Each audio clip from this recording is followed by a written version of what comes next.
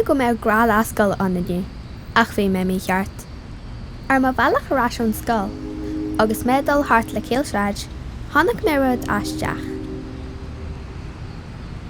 Bhí beirt árán, fear acu gleasta nidí dorcha agus cotabánar. Bhí greim ag an near seo ar an ár eile ag an bhaile. An Víreas, an dón, chala, nó mar méhu.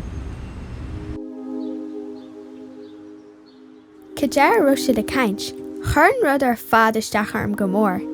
Beléir go óla de chinne legan a bhí san near. Bhí seo ar mention in ihe ar fad. Smuoine mé ar phlean. An ladar gcionn in dhéana scoile, thuí me hiag manar chabí cheimiceach na near. At mhór bhána bhí an, agus bhí sé dorcha. Chreap me sús dréan fíbain, fríd foiinniú gascailte agus is teach lom.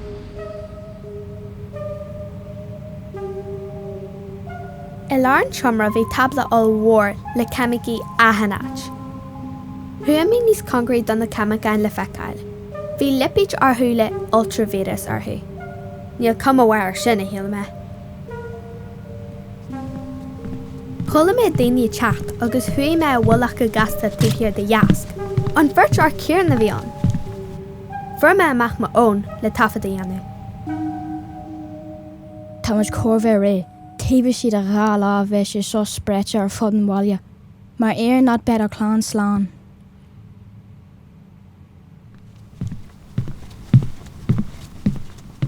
Nuair Jimmy siad rich me amachcha san áit cho gasta as a hoculán. Nuair a tháinig me an stáisiún na bólaí, leor me le bleachtere. Déanais me an scéile le dó, ach rud sé gaire, go dtí gur haispead me an físeán.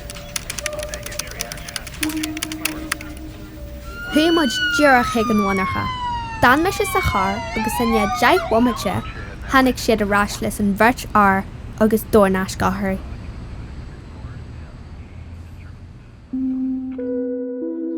Thuras aisteach a bhí an, ach is maith go bhacha me seo, nó bheith an bailile ar fad a dribblúid. Cuir an drochghiine go príosún, agus lig siad an tólí siar, mar bhí an farchan é bhhairú. Bhí ahas a dónarm gur chuir me stop lena phlean, grana.